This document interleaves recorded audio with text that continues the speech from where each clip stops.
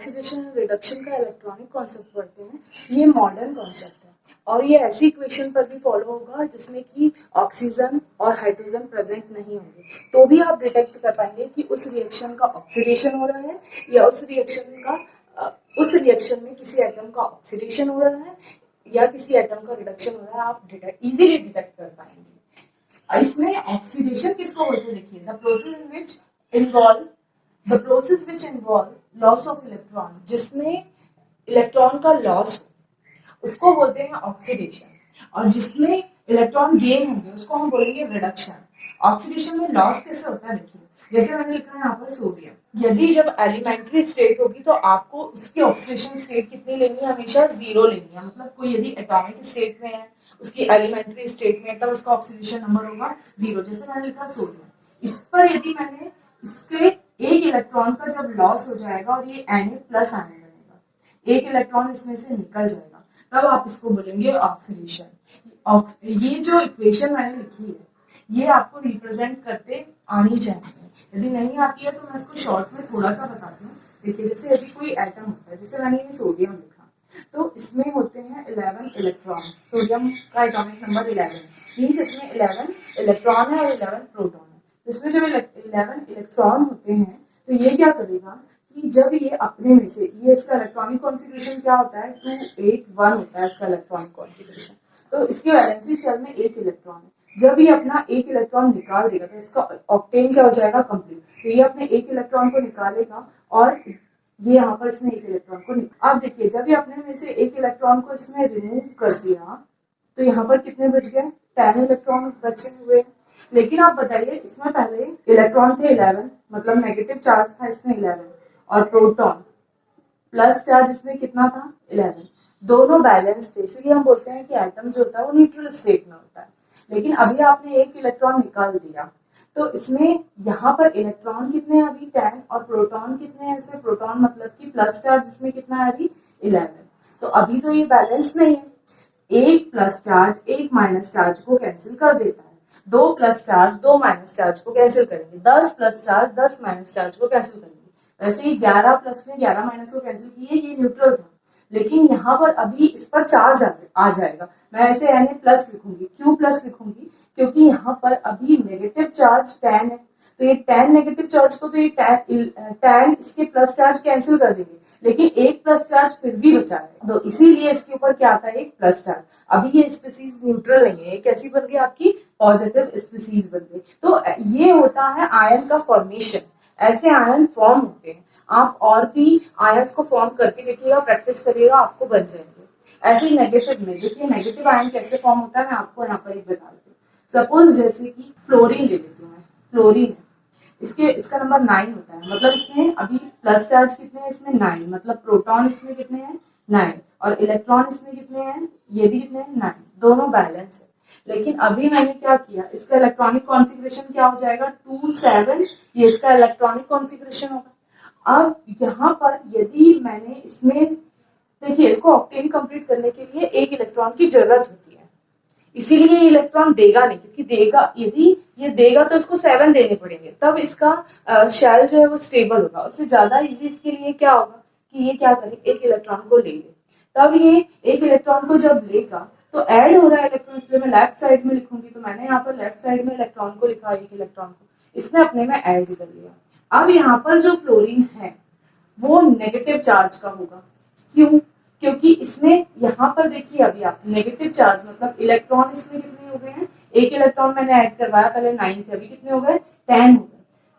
Proton कितने रहेंगे इसमें, प्लस चार्ज अभी भी कितने रहेंगे इसमें, प्रोटॉन तो अंदर होता है ना न्यूक्लियस में, तो वो तो अभी भी कितना है यहाँ पर 9 ही है, तो 9 माइनस 9 प्लस को तो कैंसिल कर देंगे, और एक माइनस चार्ज अभी भी इसमें बचा हुआ रह जाएगा, तो ये स्पीसीज अभी न्यूट्रल नहीं होगी, माइनस प्लस पर क्या हो गया, हावी हो गया, तो अभी ये कौन सा आयन मिल जाएगा, यहाँ पर नेगेटिव आयन मिल जाएगा। ऐसे ये आयंस का फॉर्मेशन होता है। तो इस कॉन्सेप्ट को समझने के लिए आपको ये इक्वेशन आनी चाहिए।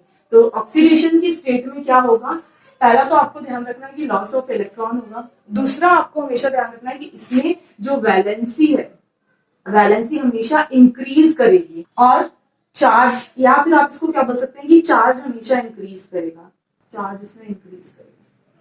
अब ये देखिए, ये जो सोडियम था, यदि कोई एलिमेंट्री स्टेट में है तो मैंने क्या कहा कि उस पर कितनी उसका चार्ज कितना होगा, क्योंकि वो न्यूट्रल, तो उस पर उसका चार्ज कितना लेंगे आप, 0।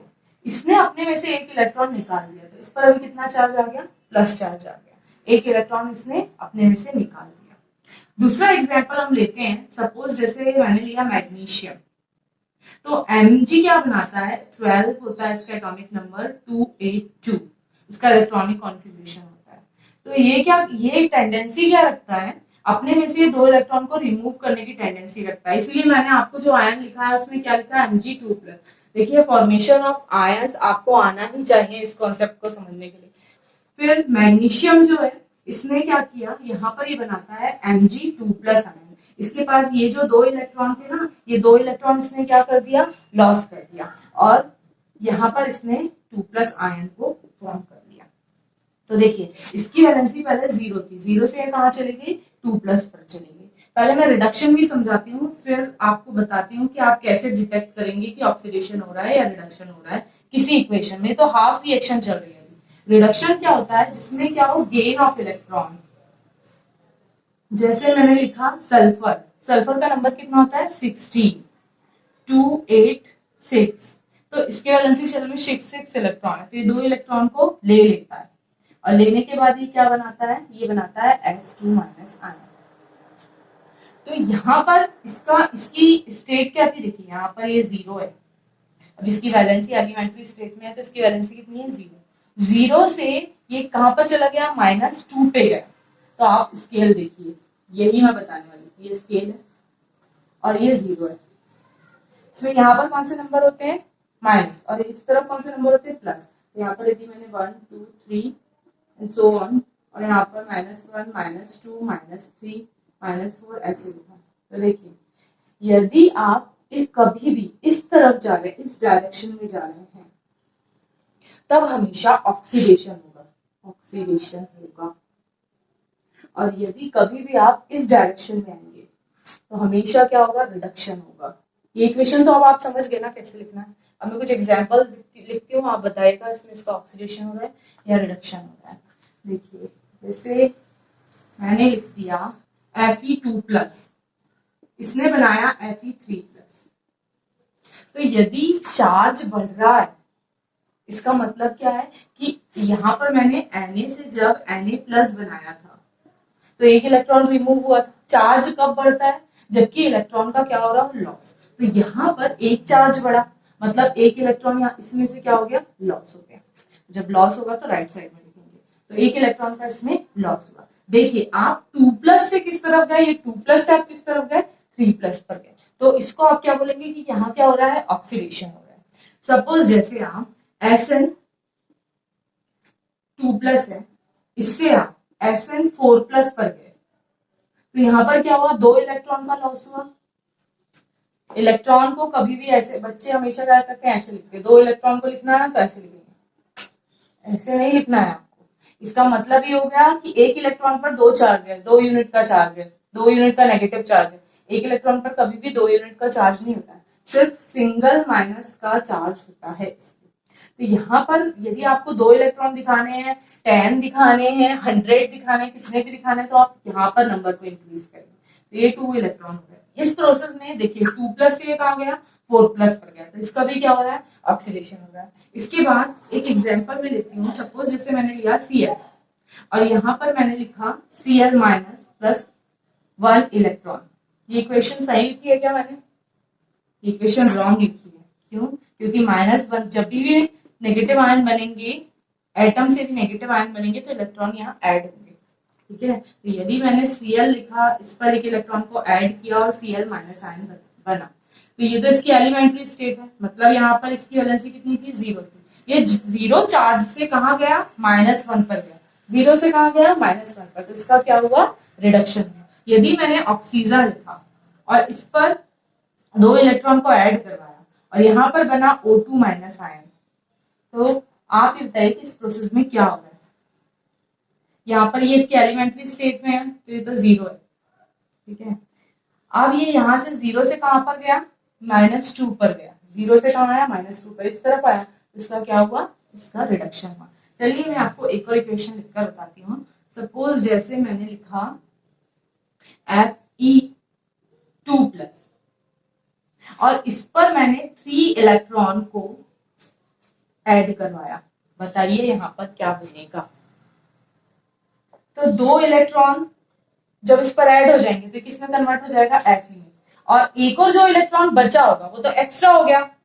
देखिए इस 2+ का मतलब क्या है कि इस Fe पर 2 इलेक्ट्रॉन की डेफिशिएंसी है। आपने अभी यदि इसको 2 इलेक्ट्रॉन मिल जाएंगे तो फिर से इसकी एटॉमिक स्टेट में आ जाएगा। तो यहाँ पर आपने इसको 3 इलेक्ट्रॉन दे दिए, मतलब 1 इलेक्ट्रॉन एक्स्ट्रा दे दी, तो इस पर अभी ये स्पीसीज किसके जैसे बिहेव करने लगेगी, नहीं। यहाँ पर क्या बन जाएगा, Fe-। ये बनता नहीं है, ये तो मैं आपको ऑक्सीडेशन और रिडक्शन समझाने के लिए बता रही हूँ, ठीक है। रियल में ऐसा नहीं होता। Fe2+ यदि 3 इलेक्ट्रॉन लेगा तो यहाँ पर क्या बनेगा, Fe-।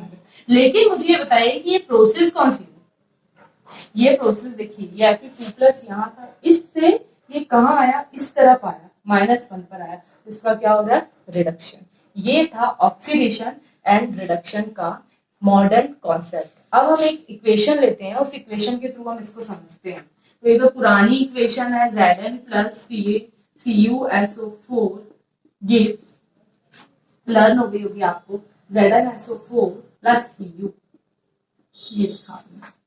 अब देखिए ये इसकी एलिमेंट्री स्टेट है, तो यहाँ पर इस पर चार्ज क्या होगा, 0 चार्ज, ठीक है, कोई चार्ज नहीं है इसका।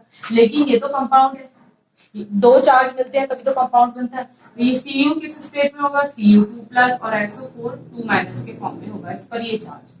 यहाँ पर इस पर क्या चार्ज होगा, इस पर भी वही Zn2+, आयन तो लर्न होने ही चाहिए, Zn2+ और SO4 2- आयन, इसके ऊपर चार्ज।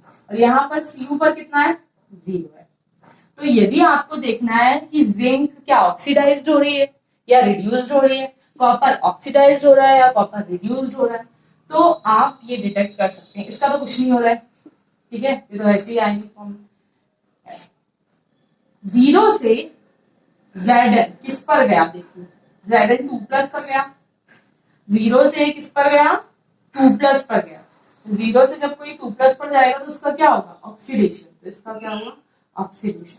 और जब ये जो Cu है, ये Cu2+ से किसमें आया, 0 पर आया, तो यदि ये इस तरफ आ रहा है ना, देखिए यहाँ एरो आ रहा है, इस तरफ 2+ से 0 पर आ रहा है, इस तरफ एरो आ रहा है, इसका क्या हो गया, रिडक्शन। रिडक्शन।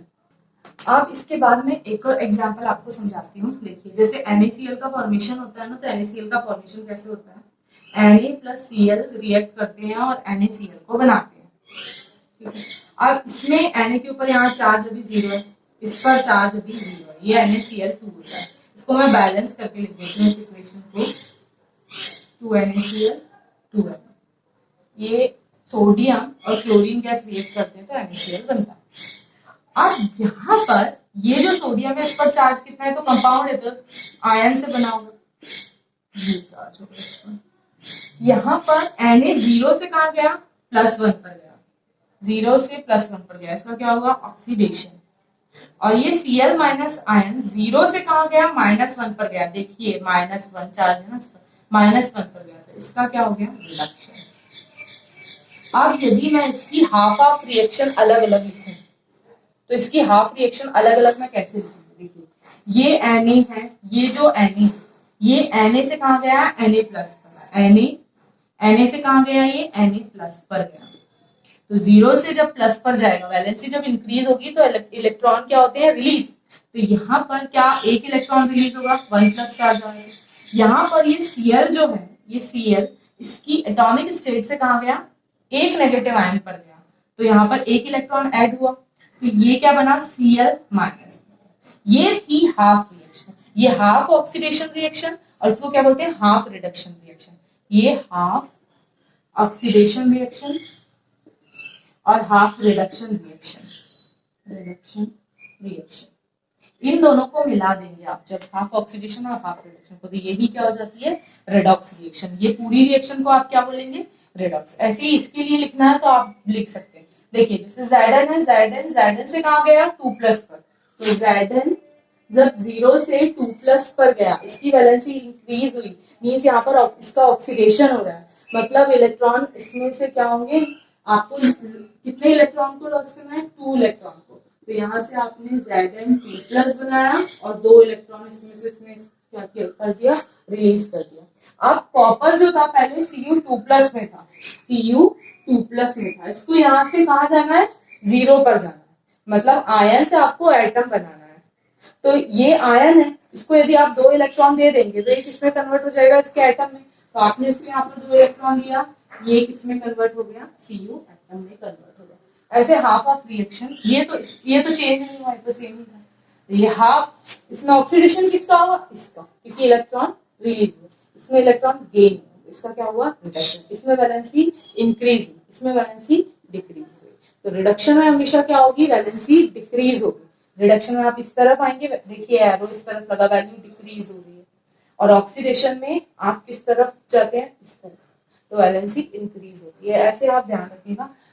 ये 2 एग्जाम्पल के थ्रू हमने ऑक्सीडेशन और रिडक्शन के इलेक्ट्रॉनिक कॉन्सेप्ट को समझा। यहाँ पर हमारा ऑक्सीडेशन और रिडक्शन होता है समाप्त, लेकिन उसके पहले हमने अभी जो एक ये रिएक्शन देखा था, इसमें हम फाइंड आउट करेंगे कि ऑक्सीडाइजिंग एजेंट क्या होते हैं और रिड्यूसिंग एजेंट क्या होते हैं। जैसे कि हमने लास्ट वाले कॉन्सेप्ट में एंशियंट कॉन्सेप्ट जो पढ़ा था, addition of oxygen, removal of hydrogen, वहां पर भी हमने देखा था ऑक्सीडाइजिंग एजेंट और रिड्यूसिंग एजेंट। तो जहां पर भी ये प्रोसेस होगी ऑक्सीडेशन या रिडक्शन की, उसको कोई ना कोई तो एटम या मॉलिक्यूल करवा रहे होंगे, और बस उन्हीं को हम क्या बोलते हैं, ऑक्सीडाइजिंग एजेंट या फिर रिड्यूसिंग एजेंट होते हैं। अब देखिए ये तो ऐसा वाइस वर्सा होता है, आपको पता है ना कि जहां पर ऑक्सीडेशन की प्रोसेस होती है तो हम उसको बोलते हैं कि वो रिड्यूसिंग एजेंट है, और जहां पर रिडक्शन की प्रोसेस होती है उसको हम क्या बोलते हैं कि वो ऑक्सीडाइजिंग एजेंट है। देखिए कैसे, ये Zn है, ये Zn से Zn2+ लिखा है, तो इसका तो ऑक्सीडेशन हुआ। यहाँ पर लॉस ऑफ इलेक्ट्रॉन हुआ, लॉस ऑफ इलेक्ट्रॉन। इसकी हाफ इक्वेशन मैं लिख देती हूँ यहाँ पर, Zn2+ प्लस 2 इलेक्ट्रॉन में से रिमूव, ये इसकी हाफ रिएक्शन है। अब यहाँ पर ये जो कॉपर है, कॉपर की half reaction Cu2+ plus 2 electron, ये इसमें यहाँ पर क्या बनाया, Cu बनाया। ये तो प्रोसेस ऑक्सीडेशन की थी, इतना आपको समझ में आया। लेकिन आप सोचिए कि यदि ये इलेक्ट्रॉन का लॉस ही ना करे तो इसका तो कभी रिडक्शन हो ही नहीं पाएगा, क्योंकि इसको इलेक्ट्रॉन चाहिए। तो मतलब ये किसको करवा रहे हैं, रिडक्शन को करवा रहे हैं। खुद तो इसका क्या हो रहा है, इस प्रोसेस को आप ऑक्सीडेशन बोल रहे हैं, इसका खुद का क्या हो रहा है, ऑक्सीडेशन। लेकिन ये किस प्रोसेस को करवा रहा है, ये रिडक्शन को करवा रहा है। यदि ये इलेक्ट्रॉन देगा ही इसका रिडक्शन होगा, इसीलिए इसको क्या बोलते हैं, रिड्यूसिंग एजेंट। ये जो ऑक्सीडेशन प्रोसेस जहां पर हो रही है वो उसको आप कौन सा बोलेंगे, सब्सटेंस, उसको आप रिड्यूसिंग एजेंट बोलेंगे। और Cu यहाँ से, यदि ये Cu इसने इलेक्ट्रॉन लिया, यदि ये Cu इलेक्ट्रॉन लेगा ही नहीं तो इसका तो कभी ऑक्सीडेशन होगा ही नहीं। ये इससे इलेक्ट्रॉन ले रहा है, इसीलिए तो इसका ऑक्सीडेशन हो रहा है। यदि ये इलेक्ट्रॉन लेगा ही नहीं तो वो इलेक्ट्रॉन तो इसके ही पास रहेगा और ये हमेशा Zn के फॉर्म में रहेगा। तो मतलब ये किसको करवा रहा है, ये ऑक्सीडेशन को करवा रहा है। इसीलिए ये Cu यहाँ पर रिडक्शन की प्रोसेस तो हो रही है, गेन ऑफ इलेक्ट्रॉन तो हो रहा है, लेकिन ये कौन सा, ये इसको आप, इस सब्सटेंस को आप क्या बोलेंगे, इस कॉपर को क्या बोलेंगे, इस एलिमेंट को आप क्या बोलेंगे, ये है ऑक्सीडाइजिंग एजेंट, और ये होगा रिड्यूसिंग एजेंट, क्योंकि इसने रिडक्शन को करवाया, रिड्यूसिंग एजेंट, और वो होगा ऑक्सीडाइजिंग। तो इसके बाद एक और टॉपिक है, वो है कोरोजन और रैंसिडिटी।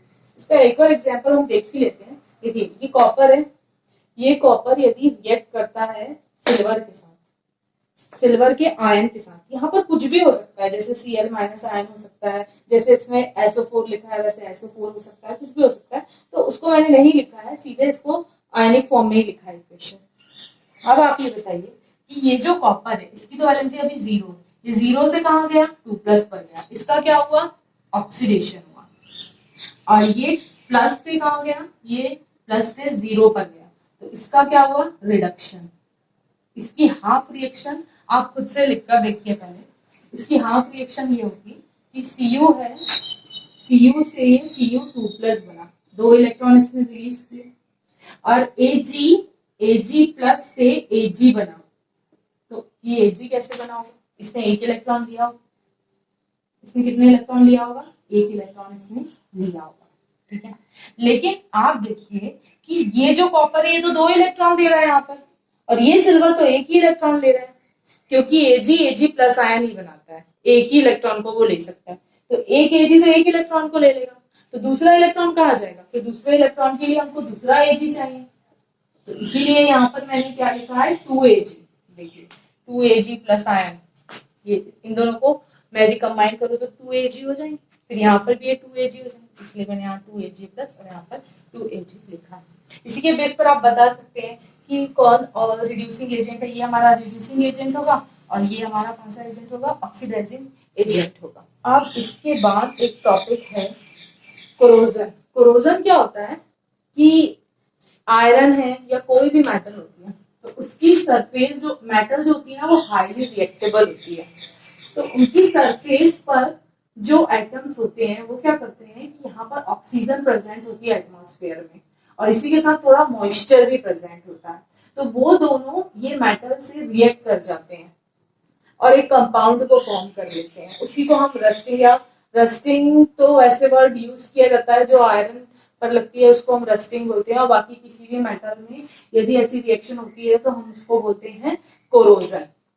इसकी एक मैं आपको इक्वेशन बताती हूँ, इसकी इक्वेशन है जैसे Fe है, ये मेटल है, आयरन की मेटल है, इसने रिएक्ट किया O2 के साथ प्लस कुछ X वाटर के मॉलिक्यूल है, X मतलब कितने भी नंबर में वाटर के मॉलिक्यूल इसके साथ अटैच्ड हो सकते हैं, तो यहाँ पर ये फॉर्म करता है Fe2O3 इंटू XH2O, ये रस्टिंग का फॉर्मूला होता है आयरन पर जो होती है, बस यही है कोरोजन।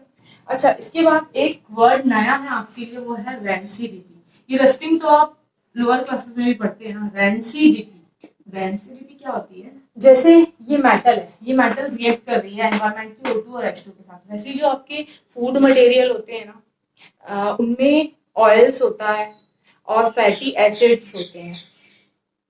आपने देखा होगा जो फूड होता है, फूड में, फूड क्या है, एक ऑर्गेनिक कंपाउंड है, फूड क्या हमारा एक ऑर्गेनिक कंपाउंड है, तो उसमें वो ऑर्गेनिक कंपाउंड, वो ऑर्गेनिक मटेरियल जब ऑक्सीजन और इस मॉइस्चर के साथ रिएक्ट कर जाते हैं तो वो भी ऐसा ही एक कॉम्प्लेक्स कंपाउंड बना लेते हैं। यहाँ पर देखिए ऑक्सीजन ऐड हुई, इसका ऑक्सीडेशन हुआ, तो ये दोनों ही इसके बाद ही ये दोनों क्यों पढ़ाया और इस चैप्टर में क्यों पढ़ाया, क्योंकि ये दोनों एग्जाम्पल किसके हैं, ऑक्सीडेशन के एग्जाम्पल है, मतलब रेडॉक्स के एग्जाम्पल है ये दोनों। यहाँ पर जो फूड मटेरियल होते हैं ना आपका, कुछ टाइम बाद क्या होता है, धीरे धीरे धीरे धीरे वो खराब होने लगते हैं, क्यों, क्योंकि उनका क्या होने लगता है, ऑक्सीडेशन होने लगता है। यहाँ पर 10th क्लास साइंस का केमिस्ट्री का फर्स्ट चैप्टर कंप्लीट होता है।